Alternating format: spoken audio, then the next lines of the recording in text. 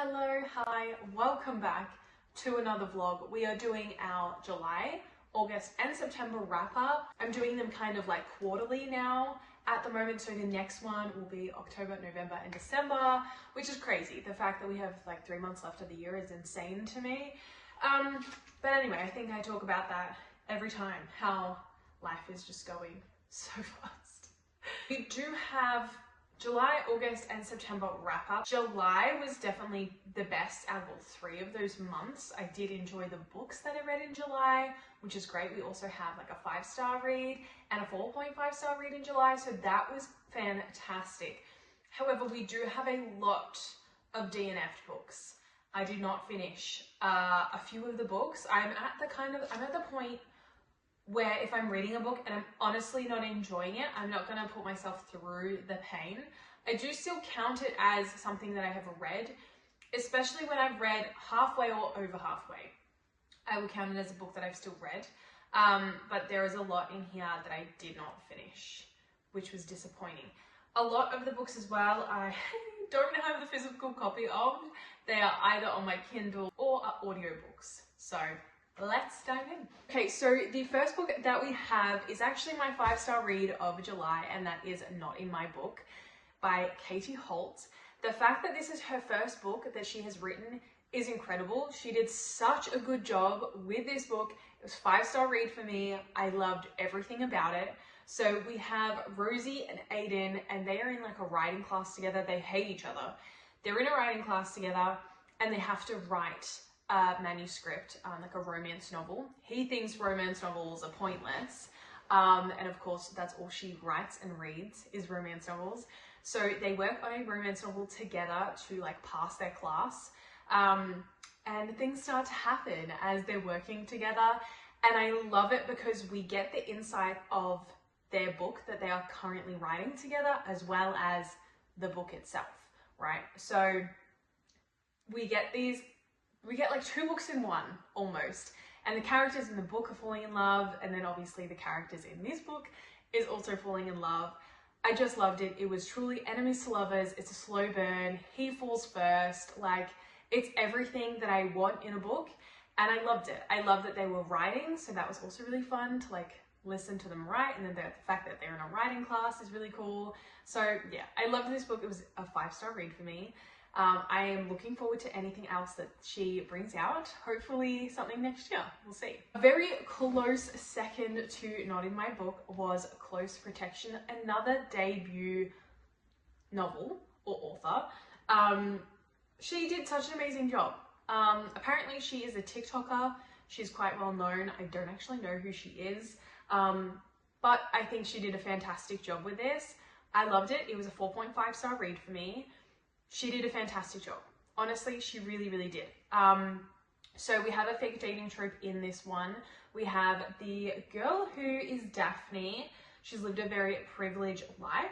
And he enlists Milosh to protect her, basically. There's some underlying stuff going on as to why he is protecting her.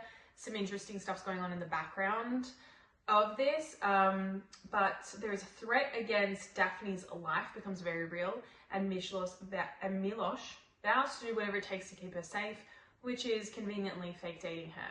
So I did like this, like bodyguard romance, I guess you could call it, as well as like there's fake dating tropes in there and stuff as well.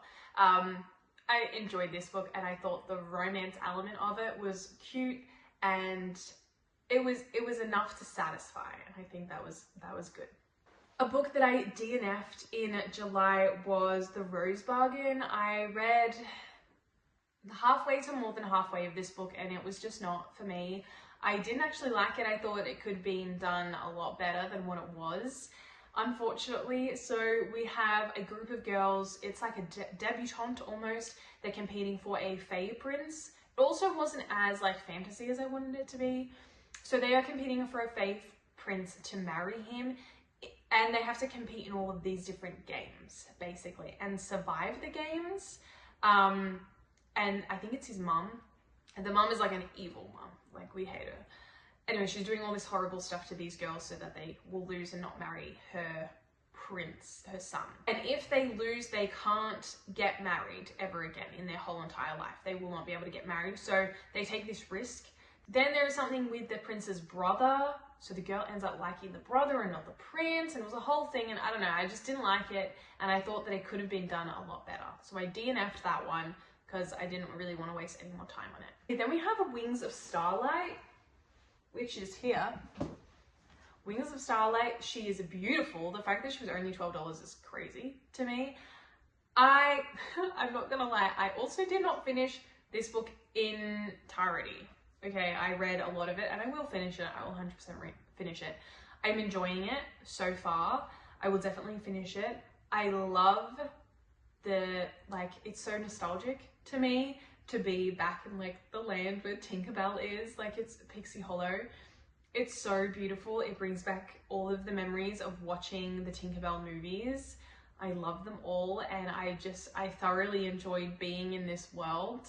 I'm excited to see what happens with the romance element of this book, but I love it. I'm not gonna lie, I love this book. It's great. So she's about to become the queen of Pixie Hollow, and she meets this man who is like the prince or the king of winter.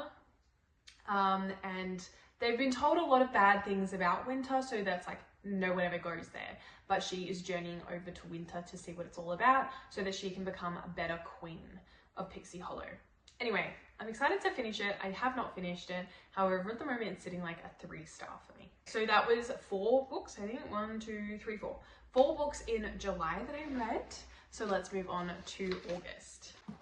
All right, I will just tell you the one that I DNF'd was Fragile Sanctuary. I did not like this. I didn't enjoy it in the slightest. Again, I read over halfway. There was a lot of trauma in this book. These people needed therapy, I think. So there is a girl at the start of the book. She has a family. She ends up being in a house fire. She moves away. She gets adopted by another family. She comes back to this small town and to rebuild this home, basically. She's uncovering a lot of lost secrets of the home. All of that. She, of course, feels that she is guilty for surviving, but like her family didn't survive. Anyway, it's horrible, but she's part of this family that like everyone's adopted. It's a small town romance. She falls for, I think, the brother's best friend. He's a bit of a bad boy. He has some other stuff going on in his life. He was a cop and then decided not to be a cop. I think he's like, works in fire restoration, I think it is. So he's helping her with the house. Anyway, so he's an ex-cop because everyone around him dies by this serial killer. So we get a serial killer in there. It's just like, it's too much. There's too many things going on in the book to be like a proper, just a romance novel. And sometimes I like just a romance novel. I don't like something else just going on in the background, but when it's multiple things, it's just too much in the end. And the fact that they ended up putting like a serial killer in here was kind of crazy to me. Unfortunately, because like this is a series and I really wanted to get into the series, but if a first book is bad in a series, I'm not reading the rest of the series. Okay, a book that I loved, which was a 4.5-star read for me, was Problematic Summer Romance by Ali Hazelwood. This one is crazy. So we have the 2 characters which have gone over to Italy for the FMC's brother's wedding, right? And the male main character, it's like his best friend is the groom. So they go over to Italy to have this big wedding. It's like a week of festivities. There's a lot going wrong for this wedding. The couple is like super cute as well. Like she's like super shy and he's like just a gentleman and he's lovely. There is an age gap in this. I believe it's like he's like 12 years older than her, which I kind of liked. I know that that's silly. So she's like 22 and he's in his 30s. And honestly, I kind of liked it. I'm not sure it's because like me and my husband have an 8-year age gap. But I liked the age gap. I liked it a lot, to be honest with you. I think it's really cute because he's also very understanding of her age and where she's in, like trying to figure out her life, which was quite sweet as well. So he's always kind of been there for her. and he's trying dating other people, but he just can't stop thinking about her. It is a bit of a cheeky book, a little bit of a steamy book as well. But Ali just writes so well, and listening to the audiobook, I reckon made this book. If you have not listened to the audiobook, go listen to it. It's great. Whoever the voice actor is for that book does an incredible job. She makes that book really come to life. And I think that's why I also loved it so much. The fact that it's a destination, like wedding as well in there, which was fun. So we like had Italy in there, and yeah, they go on some little journeys, which is also fun. Then I read Red Queen, which I was really disappointed by. I heard that Red Queen was really similar to the Powerless trilogy by Lauren Roberts. Yeah, it's not really. I know that the author of Red Queen is of course having a really hard time with people saying that Powerless is really similar and that Lauren stole everything, but I honestly don't think so. Sure, there are elements of the book that are of the books that are very similar, but I think that's a lot of things with fantasy books at the moment. You can generally pick it up. Someone has silver hair, someone will have an amazing power that she doesn't know. She'll also be ends up being the queen of something. But for me, Red Queen was much more dystopian than fantasy. There was also no romance element in Red Queen, but there's big romance element in Powerless. Hence why I love Powerless way more. I'm big on the romance elements of things. So for me, they were very different, and I really don't like dystopian books. And for me, Red Queen was more dystopian than fantasy, which I'm pretty sure it's called a dystopian novel.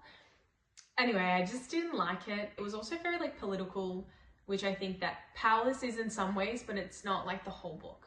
All right, the last one that I read was Quicksilver. I don't know what the heck this book was. It half a star. That was a weird book. There was a lot of random sexual stuff in there that did not need to be in there at all. Also, the fact that she can manipulate silver, sure, is whatever, but I don't think it was that big of a deal. It was just a really weird book, and not a I was looking forward to reading this book. I don't know, the cover was amazing, stunning cover, and I heard a lot of good stuff about this book, but it just didn't live up to the hype at all. I thought it was just really pointless. Also, there's fae, vampire, weird man in this, which was odd. Anyway, again, very sexual for no reason, didn't need to happen in there. I think that some romanticies do it well, right? It's done well and it flows with the story, but this was kind of just shoved in there for no reason. These were the books that I read in September. Again, just 4 books. Sorry, in August. Again, just 4 books. I'm having a hard time reading lately, so. Okay, our third and final month is September, which we read Fearful, which was also an interesting book. I didn't mind it though. I didn't think it was bad. A lot of people said that they really hated it. I did not mind it. It was a novella with the Powerless trilogy. So we have Powerless, Powerful, Reckless, Fearless, and then Fearful. So it was our novella to Fearful, which was all of Kit's side of the story. I needed to know Kit's side of the story, and I'm really happy that we did talk about Kit's side of the story. I think it was necessary and I think it was needed. I think that there were certain other characters in it that didn't need to be there. I did, however, like the story of Mara. If it was just Mara and Kit, I think I would have been happier, but because we had the other characters in there as well, I don't know. I just, I guess it answers a lot of other questions that people had, but I also couldn't really care about them that much to care what happened to them. Yeah, I think the story of Mara and Kit was really cool. I liked that we followed Kit and his journey. I liked that Mara was death. Weird that they had a bit of a thing for each other, and then Mara was just brutal. But I'm glad we got to see that. I think it was necessary, and I think it answered a lot of questions. All right, the second book was The Gingerbread Bakery by Laurie Gilmore. This one is the 5th book in this series of the Dream Harbor series. Love the Dream Harbor series, however, I'm slowly getting very disappointed with each book that comes out. The first book was fantastic, I loved it. The second book was still pretty good. Then it just slowly dived off, which was upsetting. I think the Gingerbread Bakery one was so exciting because this was a couple that we focus on that has been brought up in the very first book. They hate each other. The two characters of this book hate each other, and it didn't give enemies to lovers. It all happened really quickly, and it was a bit of a poor excuse for acting like little kids when you're adults. So it wasn't really a slow burn. Yeah, sure, it was enemies to lovers, but like not really. And then they also hated each other for like a thing that happened over 10 years ago. I don't know, it was just disappointing for me. So that was a 1 star. Then we end off with 2 books that I have DNF'd, which was Daydreamer. This book I thought was going to be cute. It was very fast paced. So we have our girl who works in like an accounting firm, I think, for her brother's best friend. She falls for the brother's best friend, but that happens really quickly. She's also just really awkward, doesn't really fit in, which I like that type of character because I often feel like that. But they kind of like fall in love way too quickly. Everything is just like jump cuts. Like each chapter doesn't really like finish where it left, like the last chapter ended, and then the first chapter would kind of start where that one ended. But it didn't really do that, kind of jumped a lot. It was, again, like not what I was hoping it would be and not what I think a romance novel should be. But that's just my opinion. Okay, and the last one I DNF'd, which was also super sad, was The Irresistible Urge to Fall for Your Enemy. This looked amazing, sounded amazing. Freaking weird. Again, another weird book. I also, I thought it was cool. I was enjoying it at the start, but again, just random sexual things thrown in there for no reason. Doesn't need to be in there. People actually don't talk about like that in real life. Unfortunately, it was really sad because I thought it was cool. I thought it was a cool thing. So we have these different characters with different abilities and powers, and one of them, he's like this murderer, horrible man, and then there's this one who is like a nurse.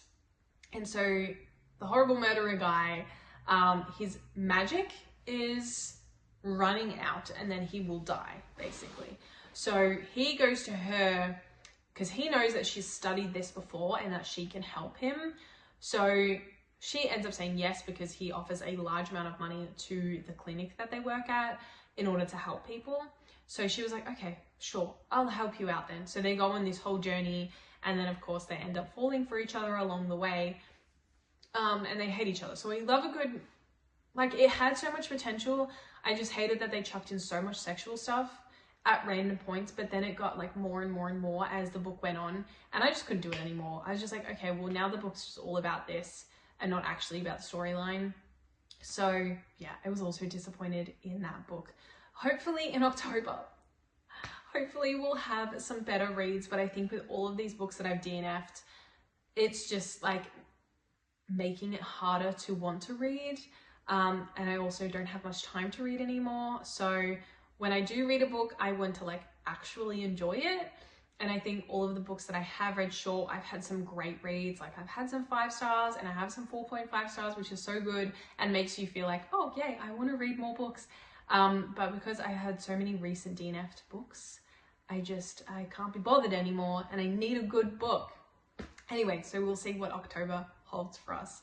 But hopefully you've gotten something out of this. Let me know your thoughts down below. I love reading because all of us have so many different opinions and different likes and dislikes, and that is perfectly fine. Everyone's entitled to have their own thoughts about books. Yeah, let me know what you're reading currently, and I will see you guys next week. Bye.